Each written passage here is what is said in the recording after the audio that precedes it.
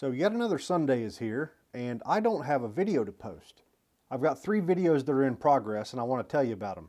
I think they're all going to be good, but they're not ready yet. So the first one I'm working on is a continuation of the last video I posted, where trying to figure out some accuracy issues with my 223 AR upper. At the end of that video, I said I needed to order a barrel nut. Here it is right here.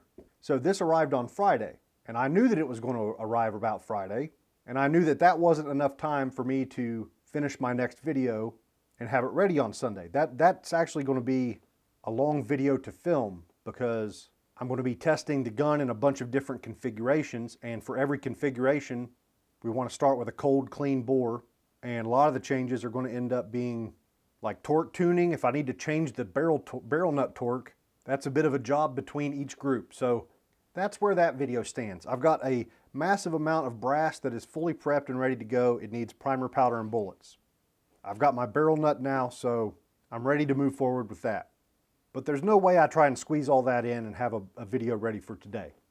So video number 2 is 12 gauge shotgun. I've never loaded a shotgun shell in my life, so this is going to be a totally new thing. I want to take my time with it, and I think I'm going to try and make a video that's different from anything I've ever done before. So Monday and Tuesday, when it felt like I had all week to get a video done for Sunday, I took the time to, I was cutting some shotgun holes in half and trying to figure out loads that are going to work with the wads that I bought and the shells, the holes that I have on hand. It's kind of complicated. It's a little bit confusing for the new shot shell reloader like myself. So spend some time on that. I'm feeling really good about that project. Got some powders picked out that are going to work. I'm ready to rock. I'm kind of ready to start filming and actually loading. So that brought me to like Wednesday, when I started video number 3, which is the video that was supposed to come out today. I have a Tikka T3 Light that's chambered in 308. If you've watched any of my older 308 videos lately, that's the gun you'll see me shooting. That gun's never shot well. It's never shot really good groups consistently. I've always thought it was mainly just due to barrel heat with the thin barrel, but I wanted to pull it out, shoot it for the first time in a long time, and see if maybe my shooting skills have gotten better. Like I feel like I'm better at setting up bags for that style of stock. So I pulled out some bullets, tracked down some once fired brass, got it cleaned up and annealed, and then I went to start cleaning the gun. And this gun has always been very difficult to get clean. So I ran a few patches down it. I think the first thing I did was a soak with Wipeout. This stuff does a good job. Just a foaming cleaner that you let sit for a while, and it digs out a lot of stuff. So after I was done cleaning it with Wipeout, I pulled out my bore scope and I found a total mess.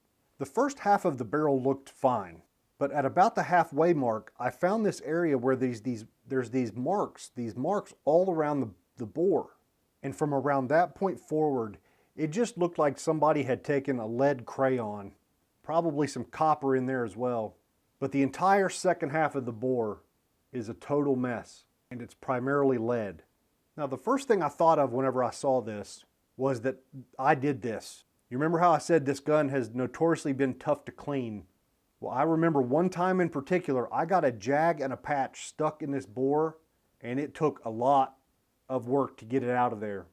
Like driving it the rest of the way with a hammer, sort of tough. Or I may have had to come in the other direction. It's been so long I don't remember. But I remember I got a patch and a jag stuck in this bore, and I took some pretty drastic measures to get it out. But I don't think that could have caused this, because if you look, both the lands and the grooves of the rifling have got the marking. And as far as I know, these Tikka barrels are forged. So I'm thinking this might have just been a bad barrel from the factory. Explains why it never really shot all that good. Explains why it was always extremely difficult to clean. And I guess I'm lucky this didn't get dangerous, because I think, really heavy barrel leading can cause serious pressure problems.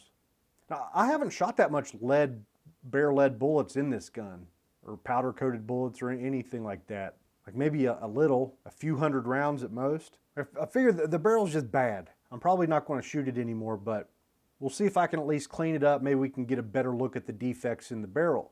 So I ended up finding that this stuff seemed to be doing a good job. Wipeout no lead, brushless lead remover. The first few soaks with this, I was getting like hunks of like rust colored paste out of it. So I've kind of gotten myself into a cycle. I'll do a couple soaks with this and get the gunk softened up, and then hit it with a brush and some other cleaners. And I've even used some JP Bore Bright, which is an abrasive, and some of the other JB, the non-embedding stuff. So as of right now, this is what those grooves look like. There's been a pretty massive change, and slowly but surely I'm getting all of that gunk out of the muzzle end of the barrel. And I really can't help myself. I want to keep cleaning it until it's clean, and then I want to shoot it some and see what happens. Because I'm curious if the copper and lead fouling will immediately come back, or if all of this aggressive cleaning and then a little bit of polishing have been enough to get it back in shape. What's accuracy going to look like after this? I can't help but be curious. So I've run out of time on this video. Like those pictures I'm showing you of the bore, I took those right before I turned the camera on. I've still got more soaking to do. I've still got more cleaning to do. And I think that's going to make a pretty good video, seeing what happens. I just need more time. So that's how I end up here today with no video. The Tikka was supposed to be easy, and it's not easy. Turned out to not be easy. So where I'm left at this point are 3 videos that I am engaged with and interested in, but none of which are going to be done tomorrow or even the next day. You know, I'll proceed with the Tikka whenever I get the lead out of it. I'm not sure how much more soaking that's going to take. I could start loading shotgun shells and try and rush that since I'm already late, need something to post. I could rush that. I don't want to rush that. I've got a good idea for a video that it might suck. It might end up being terrible, but it's different and I'm excited to make it. So I don't want to mess with that. And I already mentioned with the 223 video, with every group requiring some gun reconfiguration, that's just going to be slow. Just going to take a while. So the natural answer is to start a 4th video, a quick video, an easy video. Something basic and generic with a gun I'm extremely familiar with and components that I don't think will cause me any problem. Load today, shoot tomorrow morning, have the video out tomorrow evening or the following day, Tuesday. I cannot tell you how much I don't want to make that video. It will be a bad video. I will be thinking about the 3 videos I'm interested in, not that 4th video. And the 4th video will also run the risk of becoming another mess, another project, another big thing to add to the list. So I think the answer to this, and the answer to a lot of my problems, is just to abandon the idea of scheduled videos, of videos every Sunday. Sometimes it's just not compatible with my type of videos. Because I end up on the opposite side of things sometimes too. Because right now I've just got too much going on and none of it's ready. But in the last year or so that we've tried to do the Sunday video deal, it's made me lazy. Because early in the week, I feel like I got all week, finished that video for Sunday. Or I should have just done 2 videos that week. But then if I do 2 videos, then there's not quite enough time to get them both done, and then it bleeds over into the next week, but then sometimes that feels like too much to take on, or it gets the schedule a little bit out of whack. So I think it's time to just dump it.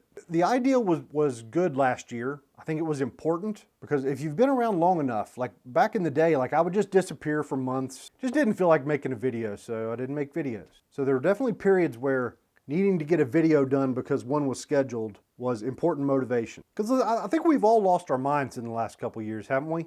I know a lot of people have. I have. And the one that got me was the food, right? Back when grocery stores were having trouble getting food, and we're all kind of left to examine our preparation. Now, I think I felt pretty foolish because living where I live, I had no excuse for not growing and raising some of my own food. So I'll admit to going off the deep end a little bit there, right? Started with chickens and moved on to pigs, and I've been gardening this year, and I let all of that kind of consume me, and I let it all feel very important. And I guess there have been times where it felt really foolish if I had something I felt like it was important going on, like I'm getting my garden beds ready or whatever, and it's like, okay, I need to stop this and I need to shoot for a couple days to make a video. A lot of this felt like nonsense. So there were some very weird times. I was having to fight against my own priority list versus the real priority list, what actually matters. Like, of course I need to put out YouTube videos. So the schedule helped with that. Don't mean to get too deep on you here, man, but I don't know, maybe you've gone through your own crap over the last couple years. So it definitely hit me somewhere along the way as I'm watching like these homesteading YouTubers and gardening YouTubers and stuff with all of these videos that they've made over the years that were so helpful. And it hit me that, okay, maybe, I'm freaking out about food, but, there are people freaking out about ammo. And I thought several times about making videos aimed at those people. Like, okay, you're freaked out about ammo. Here's what you need. I mean, that's a terrible example, but I guess just in general, I had a desire to make videos that acknowledged the current environment.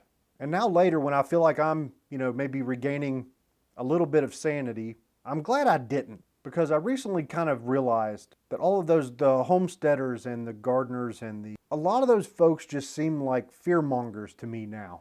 You know, now that I'm more comfortable, you know, chickens went great, pigs went great, the garden went good enough. I can't wait till next year. It's going to be great. So I guess now from this side where the encouraging message or, you know, you better do this. Plus, you know, there's a huge layer of just predators, like awful people with just trying to get views. Do this before this shortage. Do that before whatever. Like, I don't want anything to do with any of your videos. Like, those are the obvious ones. But even some others that are just kind of acknowledging, like I was saying, kind of just acknowledging the context of the world right now, it doesn't do me any good.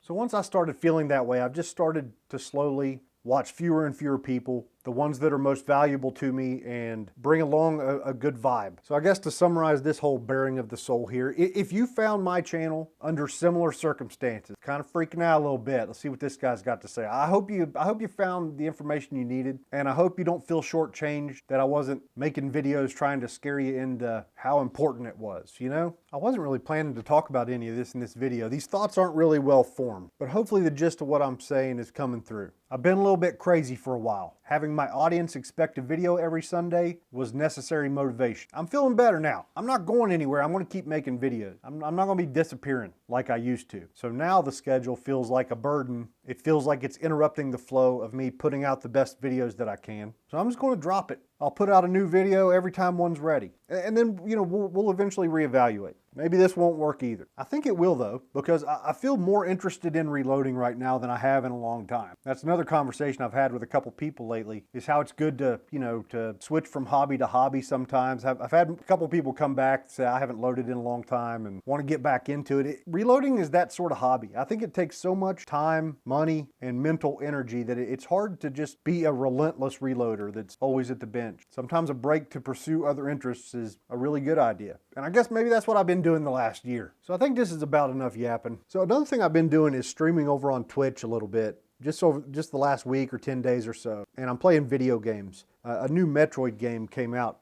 about a year ago called Metroid Dread that I've been playing a bunch since it came out. And recently I got good enough at all of the tricks and stuff to do the speedrun route. So that's what I'm doing late in the evenings over on Twitch, trying to beat it in under an hour and a half. Right now I'm at like an hour and 32 minutes is my best. So trying to get that under an hour and a half. And also there's a tournament coming up in a couple weeks that I want to try and enter, and you have to stream to join that. So trying to just make sure my streaming setup is up and running and doing a little bit of mediocre Metroid Dread speed running. So drop by and say hi if you want. I don't have any shooting stuff planned for Twitch. So if you're getting these notifications and you're not interested, you know, you can unfollow me over on Twitch and I'll let you guys know if any gun stuff is coming on Twitch. Otherwise, it's just video game nonsense. So I think that covers it. It's about time to run some more no lead down the Tikka's bore. And I think I might actually get started on those shotgun shells once I get done editing this video. I'm really looking forward to that one. So sorry about the delays, folks. That's how the sausage is made, I guess. If you've also lost your mind, maybe got a little too obsessive about stuff, maybe it's reloading. Whatever it is, now might be the time to snap out of it. I'm feeling better since I feel like I snapped out of mine. So good luck with yours. All right, see you guys next time.